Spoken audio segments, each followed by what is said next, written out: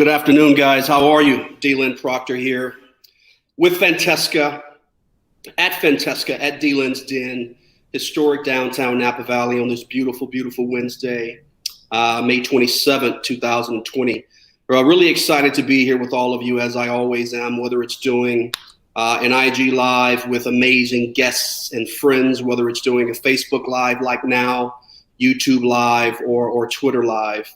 Again, just very fortunate to be with you, tasting amazing wines. And, you know, over the last couple of months of this unfortunate pandemic, COVID-19, you know, I've been able to taste some amazing wines with friends alongside the great wines of Fantesca. But the cool thing about today is I purposely will not have any Fantesca before me. I'm only going to have the incredible and amazing wines of Cristie Kerr and Kerr Cellars, made by the wonderful Helen Keplinger. I've got the 2018 Rude Vineyard Chardonnay from the Sonoma Coast. I've got the 2017 Sonoma Coast as well, Pinot Noir. And last but certainly not least, I've got the 2017 Napa Valley Cabernet Reserve. And she's going to have a great selection of Fantesca wines that she's got in front of her right now that she's tasting through. I've got these three wines that I've poured out of Corvin, and they're showing really, really well. But you know, about Cristie Kerr, you know, I don't want to steal any of her thunder. Cristie is going to be able to tell you, not that she's here to talk about herself. She is, of course. Cristie is going to be able to tell you all of the amazing things about herself. But a great friend. Her and I met with other mutual friends, heck, I don't know, 5 or 6 years ago. So I haven't known her an incredibly long time, but it feels like we have known each other a long time just by our communication and hugs and chats and texts and phone calls and things like that. But yes, she's a 28-time champion, 20-time winner on the LPGA Tour, 2-time major champion, Cristie Kerr, a wonderful, a female, philanthropist and proprietress of Kerr Cellars. And again, you know, when you talk about Fantesca with Susan Hoff being the proprietress and Heidi Barrett being our winemaker, and you talk about Cristie Kerr being the proprietress of Kerr Cellars and Helen Keplinger being her winemaker. It's just, guys, we don't need to say it, but yeah, just woman power. And I know that term may not be the best, but just females doing excellent things, and as they always have throughout the history of life. So very fortunate to have her on now. And I think we'll bring in Cristie in the next 2 seconds. Here she is. Well, hi, DLynn, and thank you so much for having me on your Facebook Live. I mean, it's pretty exciting to be in the presence of such a great winery, and obviously your story is amazing. I mean, you know, 2008 Sommelier of the Year, great friend, and you know, you work for an amazing woman in Susan Hoff and Dwayne as well. What an amazing estate you guys have, and you make fantastic wines. And I am honored to have 3 of these wines here as well. The 2018 Sonoma County Russian River Chardonnay, your 2016 King Richard Russian River Pinot Noir, and the All Great Things 2016 Powerhouse of a Cabernet.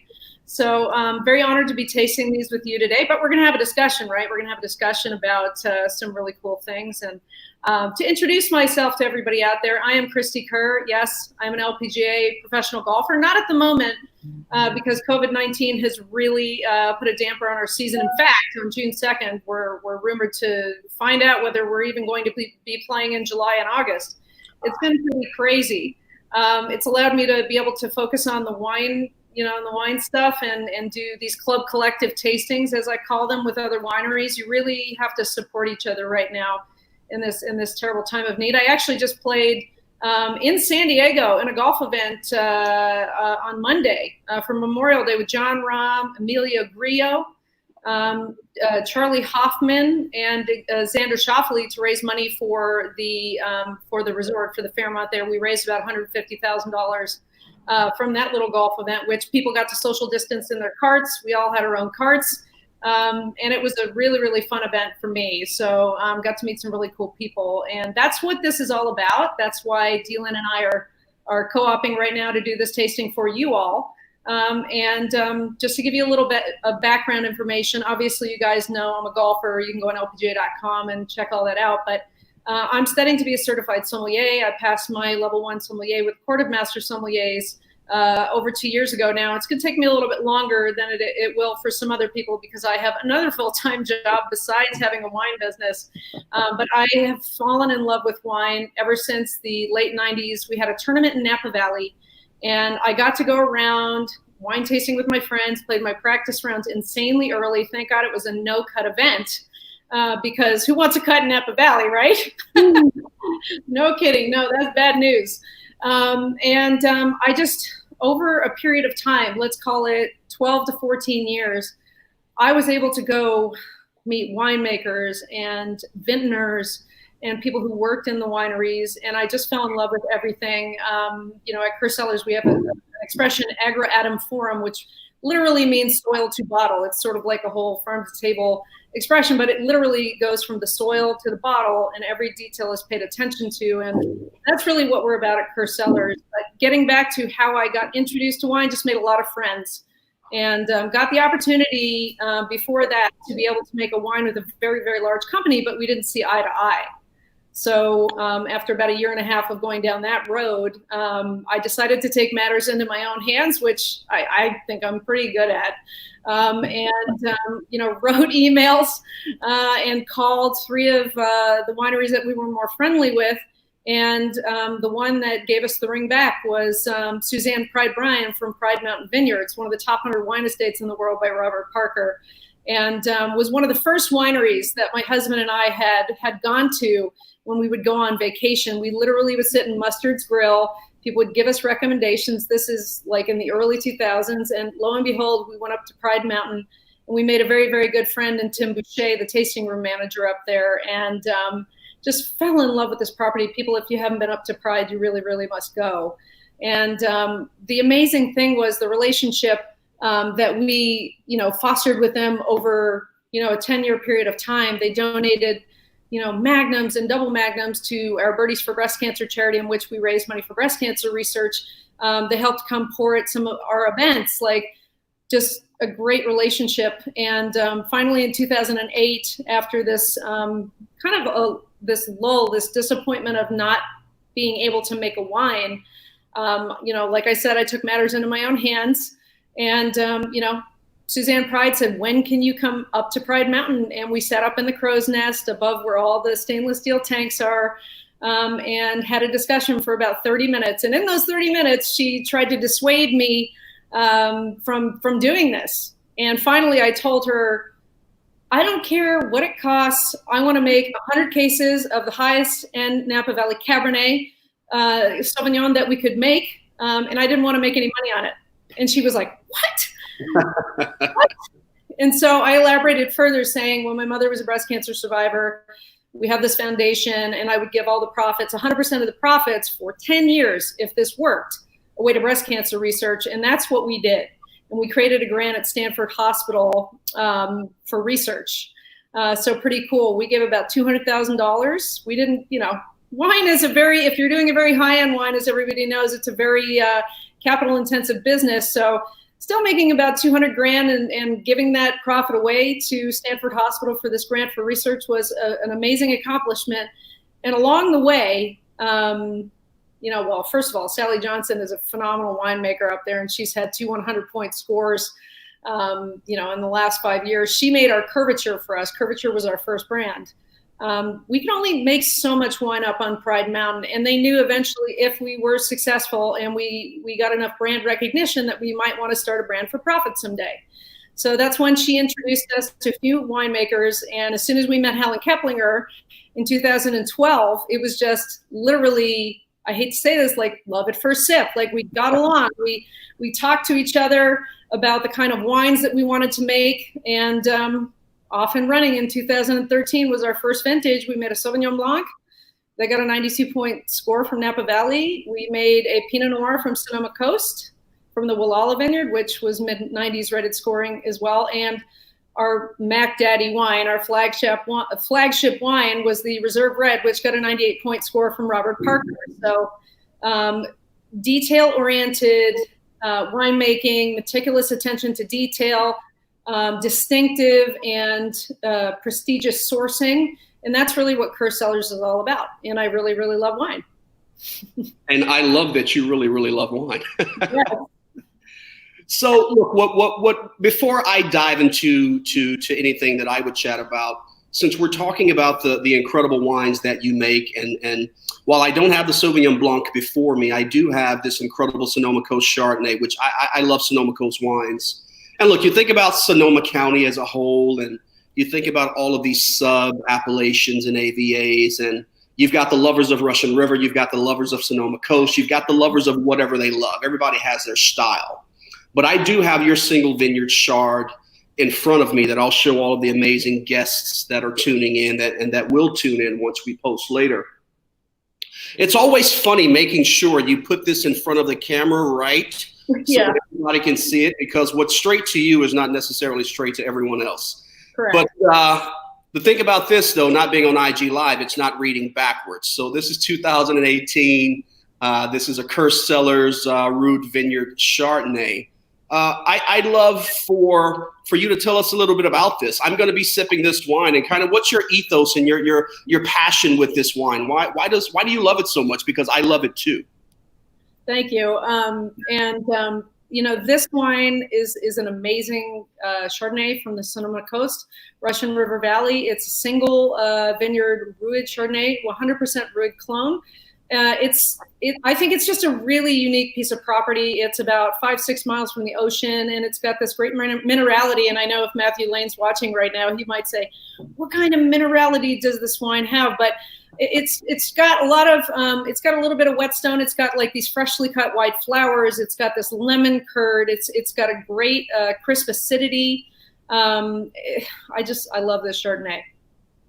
I love it as well, and it's really fun drinking wines from the Sonoma Coast, because they do have that wonderful, fresh kind of, not stealing a term from any other winery, but they've got that fresh, wonderful kind of sea spray characteristic that I always love and appreciate with crisp acidity.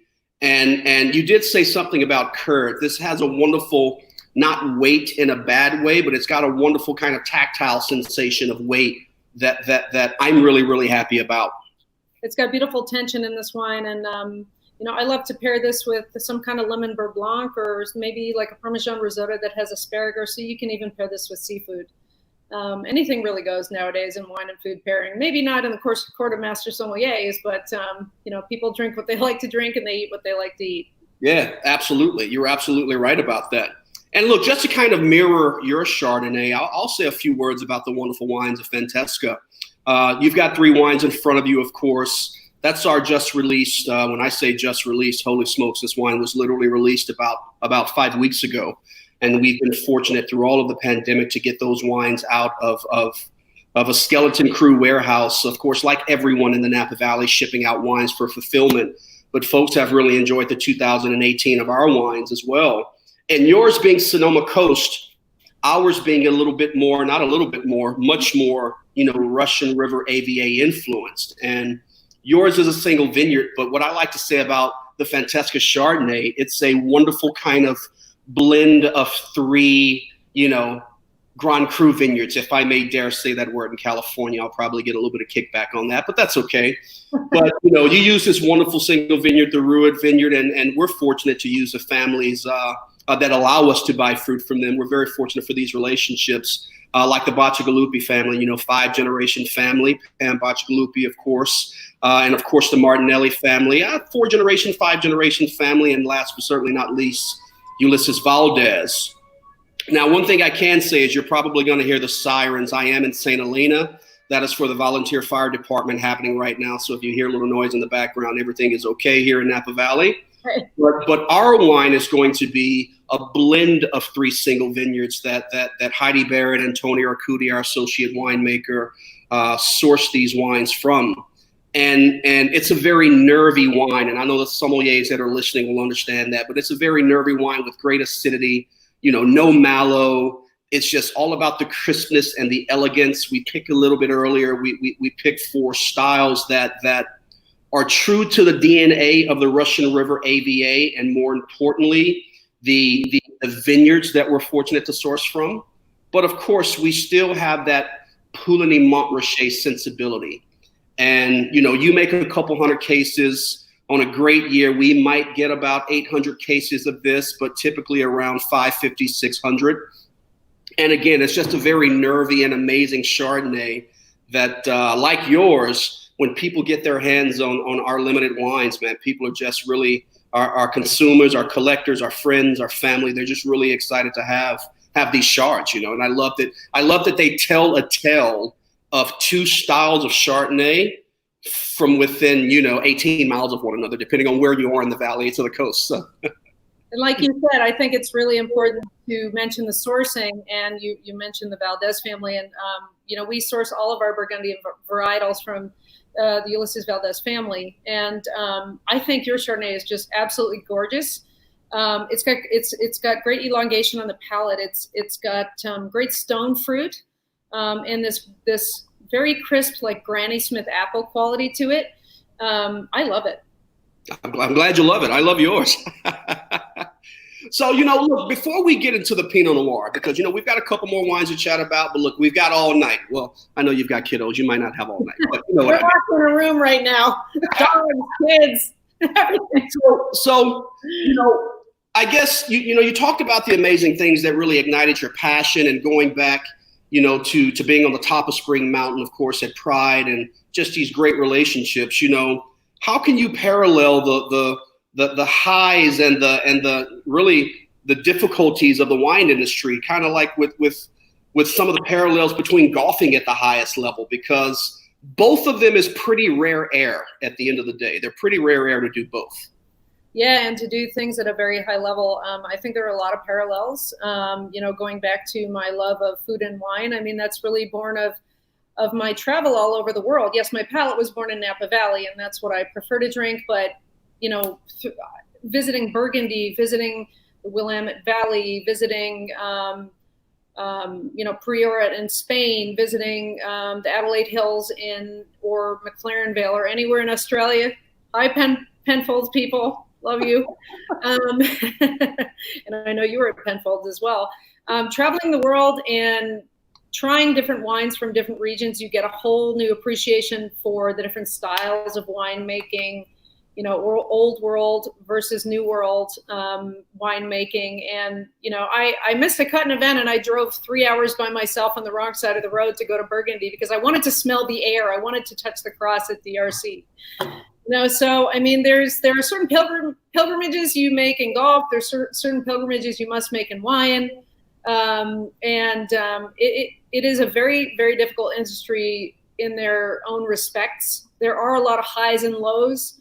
Golf is very much in your control, maybe not with COVID-19, but golf is very much in your control. And if you have a certain amount of God-given talent and you work hard enough, even if there are highs and lows, you have to judge the whole body of work. And I feel like that's very similar in winemaking, because there are different vintages. There are certain things you can do to make better wines, year after year. But inevitably, nature plays a big part in golf as it does in wine. And I think one of the reasons I was also drawn to wine is because wine is a living, breathing thing, just like golf, just like being in nature, being around nature, having to judge different things, whether it's the wind or the type of grass or humidity or any of that. Like, it's very similar in winemaking. And to watch Helen do her craft as Heidi Barrett, better than a lot of winemakers is pretty amazing to watch. Like, you get a certain appreciation for, how they do their work. And it's just a good thing they can't play golf. You're right. There wouldn't be much left for any of us else to do, geez. Geez, I know. Yeah, exactly. But it's been a very interesting ride. I'm very, I ask myself all the time, why wine? Why? It's the hardest industry in the whole world. The distributor network is just this crazy old network that's hard to break into, trying to find consumers and fans and people that will follow your brand. I don't know. I just like doing really, really hard things, I guess. And I've been lucky that I've made so much money in my career that I could actually start a wine business. And we're very blessed to be able to have a following now and get some name recognition and some really great scores by people, trying our wines that are blind. And we also have a Scotch that got rated 94 points by Whiskey Advocate. So go figure. Ooh. Yeah. Single malt 16-year from Loch Lomond Distillery in Scotland. That's a whole other ball of wax. So why haven't you let me taste this yet? Well, you haven't asked. Well, I'm asking. And well, okay. And it was finished for the last 11 months of his life in our 2016 Pinot Noir barrels from the Montanita vineyard, which was the second highest rated Pinot in California that year. Wow. Holy smokes. I love it. I love it. Thank you. Well, speaking of Pinot barrels, let's get into Sonoma Coast Pinot Noir of yours. Oh, I love it. I love it. It's got great depth. It's got vibrant red fruit, spice box, forest floor. It's got like you said, that salinity you look for from the Sonoma Coast. Ulysses Valdez Jr. now growing, and we've got a great relationship with them, and hopefully they're happy with us because we're very happy with them.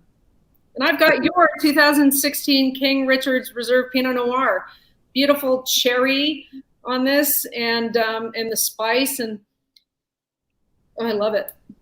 Yeah, so that's a wine we affectionately and colloquially call the KRR. It is King Richard's Reserve. It's, as you mentioned, Russian River Valley. We're sourcing from the exact same vineyards that we would use for the Chardonnay, for our Burgundy program, dare I say.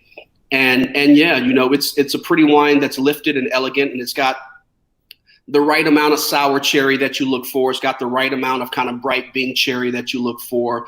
It's got the characteristic kind of cola and rhubarb characteristic that the Russian River is going to give you in a cold or warm vintage. And 16 is such a phenomenal vintage. It gives you these kind of three marriages of different worlds within the Russian River, within these three vineyards. And our folks just love it. And I'm glad you love the wine as well. It's something that, we're fortunate to sell through every single year, but we always keep a small allocation back to re-release later in tranches. And Tony Arcudi back in January, our associate winemaker, sat down with the entire team, the entire Fantesca crew, or Fan Fam as I call it, Fantesca family. And we tasted the 13 vintage through the 18 vintage. And you could just see the beauty of what Mother Nature allowed in 13 and 14 and 15 for the first tranche, then 16, 17, 18 in the second tranche. And yeah, so I'm glad you love that wine. You have it's got a beautiful potting soil component to it as well. And something about it reminds me of some kind of like that marzipan everybody loves. Yeah. So what restaurants are you looking forward to Cristie, to getting back into once, obviously we're kind of in this modified phase 2. Eventually we'll get to phase 3 and phase 4. We don't know, but obviously you're kind of itching to get back on tour whenever the LPGA picks back up, but you've been everywhere around the world. I don't want to dare guess the number of countries. I think you've probably been more. What are some of the spots you're looking forward to kind of dining in again? Well, it's really hard to project where I'd be looking forward to going because I don't know where we're going to be or what we're going to do. I mean, there are a lot of lovely little spots in Troon, little family-run restaurants that are AIG Women's British Open are going to be at, and I don't know what's going to be open. I mean, I know I can come to Napa for business. We're considered essential. Thank God the wine industry is considered essential, right? Because God, and thank God this did not happen during harvest, right? But in Napa Valley specifically, I love a lot of Thomas Keller's restaurants, Bouchon. Obviously, French Laundry is amazing. I feel like that's a once a year dinner for me because there's just so much food. But what a special experience, Thomas Keller's restaurants. If you haven't been to Calenda, that's amazing. In Minneapolis, Gavin Kaysen's restaurants. And a chance to know him. Gavin is the best. Yeah.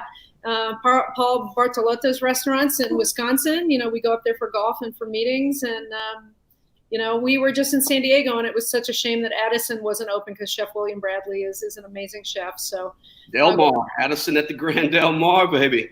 Yes. But, geez, are you kidding? Like even the best pizza joints. You could have great wine with great pizza or pressed sandwiches, or I love to cook. So I don't know when you're coming over, DLynn, but I love to cook. We make risottos, we make pizzas, we make everything. Well, Phoenix / Scottsdale is a very quick flight for me. So I am going to, once all of this is lifted, and I think once we all get some type of safe feeling that it's safe to fly, I'll be there to hang out with you. Well, you see this behind you. This is, I'm afraid for this wine cellar. That's a lot of beautiful work behind you right there. Yeah.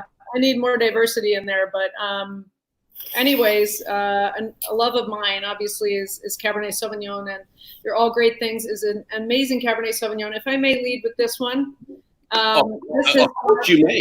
this has got that juice. It's juicy, and it's got that dark plum and cedar notes, and just this dark and broody. And this is a great cigar wine as well. I'm not partial to cigars. My husband is. I know that you love cigars as well. It's a great cigar wine. And this would pair well with anything from venison to beef to, something with chanterelle mushroom, I feel like, with this wine. Yeah. So the beauty about that wine, the All Great Things, Fantesca founded in 2004. I use the word commercially. There's nothing commercial about our wine. We're very small, only 3,500 to 4,000 cases in a given vintage. But, we had some 02 and 03 in barrel, but we came out to the world, if you will, with the 2004 vintage. But that was only Chardonnay and Cabernet as bookends. And when we decided to add the King Richard's Reserve a couple vintages later, and then this wonderful Bordeaux blend that we called All Great Things, that wasn't until the 2009 vintage. And us being located on Spring Mountain, 700 feet of elevation, we've got these wonderful basalt and andesite soils, incredibly old, think 250 million years old, even though the separation of the valleys occurred about 5.5 million, 6 million years ago. Where we are, Spring Mountain Cabernet gives you a specific high-tone red fruit. But when we went with this extension, if you will, All Great Things to give us a little more bandwidth, we decided, look, we already sourced from Spring Mountain from our estate. Why not take it to other high elevation AVAs, but maybe on the Eastern Range, the Vaca Range, because we get the morning sun on Spring Mountain, and these vines get high elevation, about 2,400 elevation of feet at 2,400 feet of elevation on Howell Mountain. They get a lot of the morning sun, but they also get a lot of that evening sun. So these wines are supposed to be different and really opposite in style of one another. So with All Great Things, you get these high-toned black fruit characteristics of Cabernet Sauvignon and Cabernet Franc and Petit Verdot. And it was just a really an incredible way to juxtapose what our estate gives us, with what the All Great Things gives us coming from the opposite side of the valley.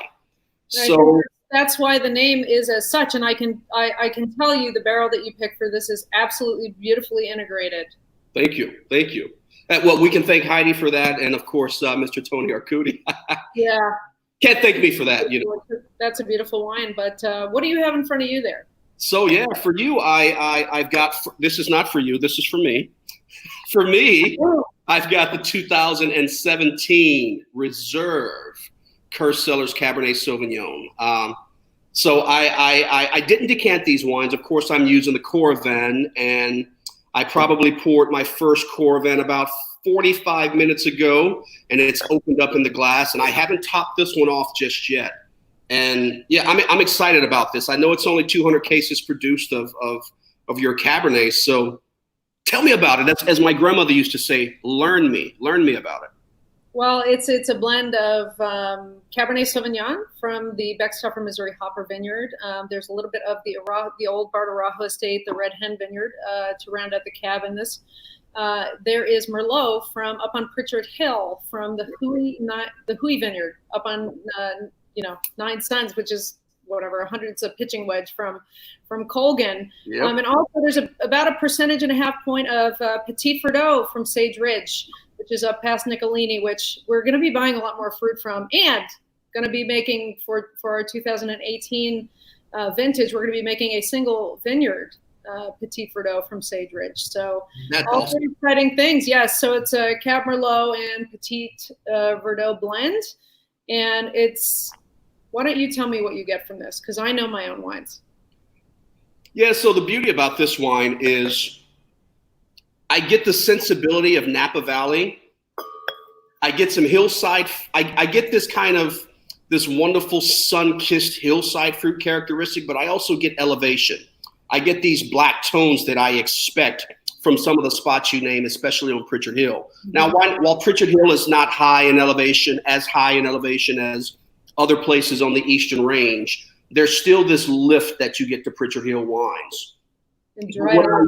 What I really, really love about this wine, and look, this is not me being the Francophile that I am. Well, I'm more of an Italian wine guy, but this is not me being a Francophile, but it's such a sagey and woody. I don't mean woody as in oak or over oak, not the case. It's such a sagey and clovey and almost kind of Bordeaux-esque style of wine. It's like, wow, this wine is throwing me for Bordeaux, but I know it's Bordeaux. I know it's not Bordeaux because it's got Napa fruit. Yes. It shows the DNA of the Napa Valley. It's supposed to have Napa fruit. So this only being the first time I've tasted the 17, I've tasted some of your older vintages, whether it's at Juan Mercado's house or the Staglin Johnson's home or whatever the case may be. But this vintage, first time tasting at 17, it's got this wonderful old world sensibility while it lets you know that I'm from Napa Valley. And I feel like that's what we tried to accomplish. We tried to really have this sense of place to all of our wines, but really trying to let this fruit aspect come out and picking these vineyard sites to make this style of wine in which, I mean, it's not only crowd pleasing, but all the onophiles in the world would find very interesting. I think so. This wine is magnificent. And I love how the Fantesca wines, if you let them sit open for 15 minutes and you let even the Chardonnay warm up, they just open up beautifully. They blossom. Thank you. They really do. How can people purchase your wines? So people can purchase our wines by, of course, first and foremost, going to our website, fantesca.com, and or do both, if you will, giving us a shout at info@fantesca.com. Make sure you mention this chat between Cristie Kerr and DLynn Proctor of Fantesca Estate and Winery and Kerr Cellars. Mention this chat and we'll look after you quickly, quick, fast, in a hurry, as the Corps used to say. And what about how can we get your wines, Cristie?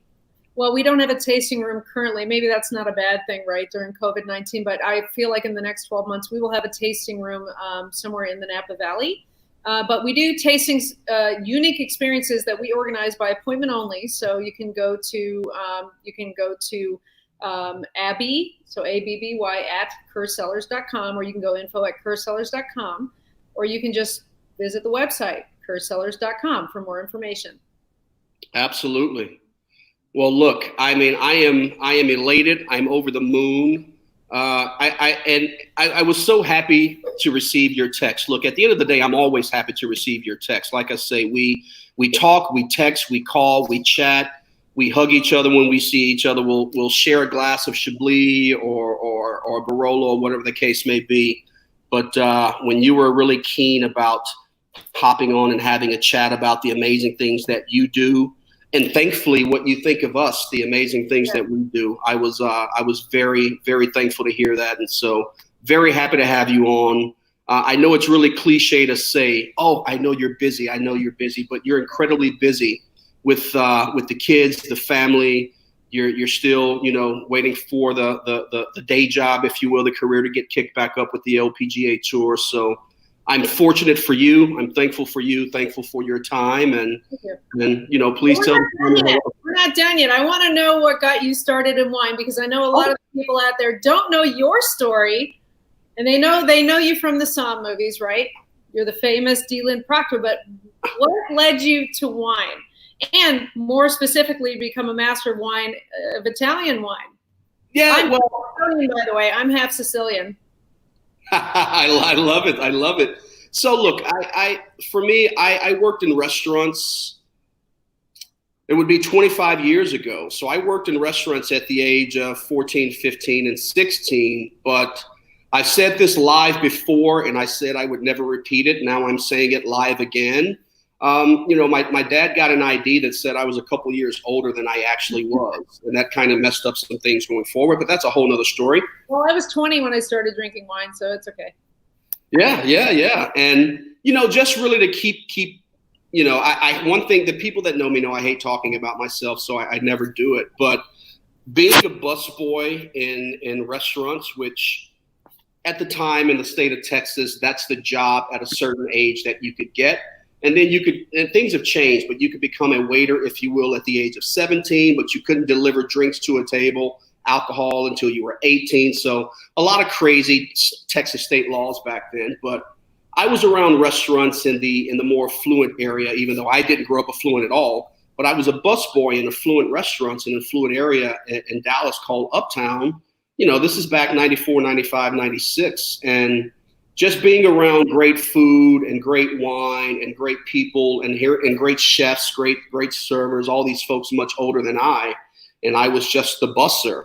Long story short, I made it a point to soak up everything that I could. I made it a point to listen. I made it a point to not yet at that time ask questions and pull on coattails, but I listened and I absorbed, and I said to myself, well, I've got a 4-top over there. I'm bussing that table, a 2-top, a 6-top, a banquet party in the back, 20 people, whatever the case may be.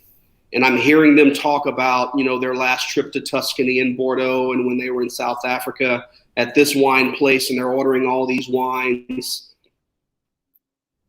I said at a young age, and my dad kind of gave me this conquer all mentality. If they can talk about visiting all of these wine regions and buying all this amazing wine, and they can sit down and have all this amazing food and wine, why can't I? So I made it a mission of mine at a very young age to say that I was going to do it, and I was going to do it at the highest level and do it better than anyone else. That was me telling myself that. This is not me saying this. So yeah, and it's very evident with your career that you're very self-driven, and I feel like I think that's why we're kind of drawn to each other, and you're going to mentor me in wine. You told me you were. I'm very, very honored to be on your Facebook Live. I hope a lot of people learned about both of our wines, a little bit of snippet where some places you can't even still go out of your house. So it's nice to be able to be a part of this. Thank you. And I call you CK for short. Thank you, CK, so much. I really appreciate you. Once again, I'll give a shout, you give a shout. So www.fantesca.com or info@fantesca. I'm getting tongue-tied. info@fantesca.com. And how about you, CK? It is kerrcellars.com is the easiest way to reach out to us. Fantastic. Well, hey, thanks so much for your time, CK. I'll shoot you a text a little later on to see what you're cooking for dinner. Ooh. Give the family the best, the kiddos, and say hello to MJL, Mr. Matthew Lane, for me. Got it. Thank you all for being here. Thanks, guys. Well, hey, guys, I really appreciate you listening to us. I really appreciate you joining us to listen to the amazing words and the history and kind of the ethos of what Cristie Kerr brings to her brand. I hate the word brand, but her winery and her passion and her family, and how she kind of started with the family on Spring Mountain, the top of Spring Mountain, with pride, and kind of evolved from there. And she's doing such amazing things. She may be only making about 800 cases of wine in total, but I know that that's something that will grow as she grows and people get more exposure to her incredible wines. And like I say, I'm very fortunate to be speaking with her today, have spoken with her today.